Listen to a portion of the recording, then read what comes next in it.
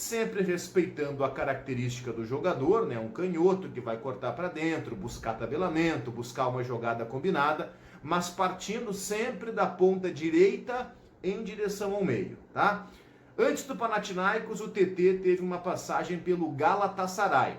Eu separei para vocês também um modelo do Galatasaray, justamente com o Carlos Vinícius no comando do ataque, né? Uma parceria que a gente espera que seja reeditada com sucesso aqui no Grêmio. E lá está o TT, mais uma vez, aberto pela ponta direita. Ele foi reserva grande parte do tempo no Galatasaray, certo? Mas quando entrava, sempre aí, ponta pela direita.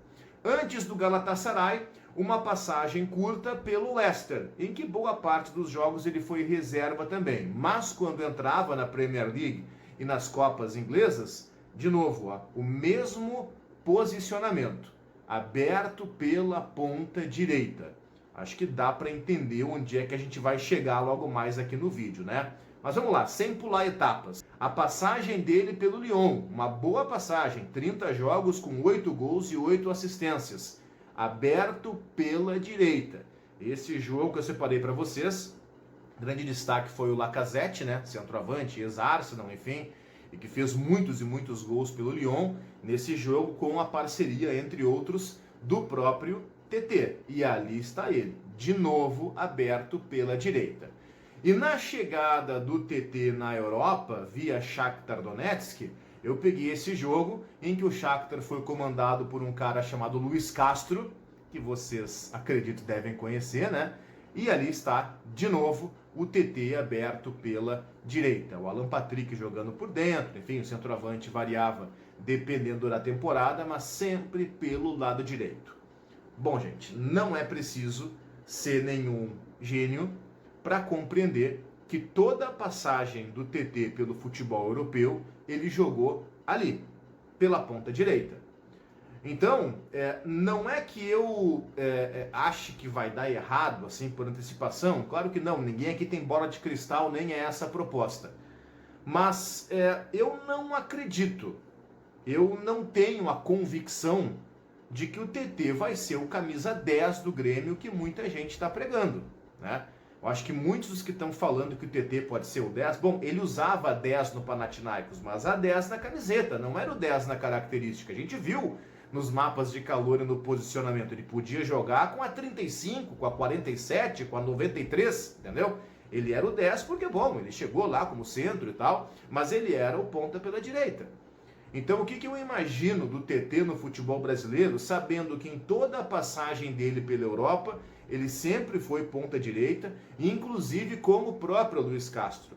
Eu imagino, por obviedade, o TT chegando no Grêmio e jogando nessa posição, que é a mesma do enamorado colombiano que o Grêmio também está contratando. Bom, esse é um outro problema. É uma outra análise que a gente também vai fazer, porque o enamorado também é um ponta pela direita. Mas qual é o problema de ter dois pontas pela direita com qualidade? A gente não está cobrando que o Grêmio reforce o grupo. Reforçar o grupo também significa reforçar as opções. Ou alguém acha que nós mereceríamos mais um ano aí com o Pavon sendo a nossa principal arma pela ponta direita? Eu acho que nós temos que virar essa página e passar de uma vez para outra fase, para outro momento, né? Chega de apostar nesses caras que a gente está vendo que há 2, 3 anos não dão resultado. Então trazer para a ponta direita mais de um jogador, beleza, eu não condeno, sinceramente.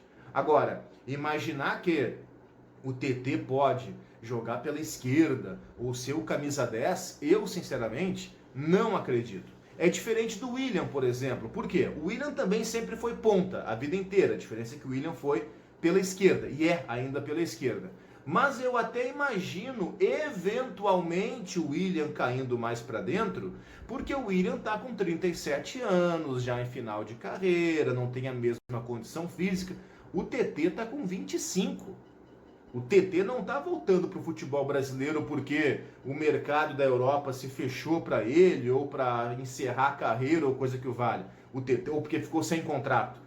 O TT foi contratado pelo Grêmio, o Grêmio pagou milhões e milhões pelo TT. O TT foi uma das grandes vendas da história do Grêmio e a maior compra da história do Grêmio também, né? Com esses 7 milhões de euros aí que nós estamos pagando por ele.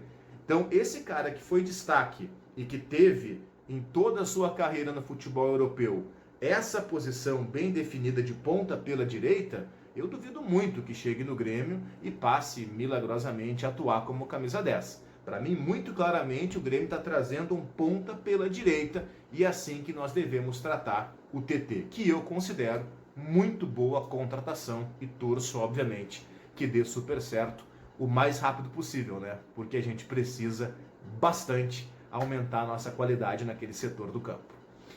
Espero que vocês concordem comigo, deixem o like no vídeo, se inscrevam aqui no canal e comentem aqui embaixo. Primeiramente, galera, deixar o teu like para me apoiar aqui, tá? E comenta aqui o que você achou. Será que vai jogar como ponta direita ou esquerda? Será que ele é o próximo 10 do Grêmio, o 10 que o Luiz Castro estava procurando? Seguinte, eu acho, na minha opinião, que o Grêmio vai manter ele pela ponta direita. A não ser que haja, né, um consenso entre ele e o treinador, mas eu creio que o treinador sim vai querer usar ele ali, porque é onde ele sempre jogou, né, cara? Então não faz sentido querer colocar ele em outro lado. E é bem nessa mesmo, né, cara? Vamos deixar ali, deixar o enamorado de reserva dele, né? Ou talvez deixar o enamorado do outro lado, deixar ele na direita. A gente recua um pouco o William, ou até centraliza mais ele no meio de campo ali, não deixa ele como ponta. Porque a torcida já não aguenta mais Pavon. Todo gremista sabe do que eu tô falando. A gente não aguenta mais Pavon ali na ponta. Não dá pra querer. E é isso aí, galera. Obrigado por ter assistido aí até o final. E tamo junto. É nóis, galera.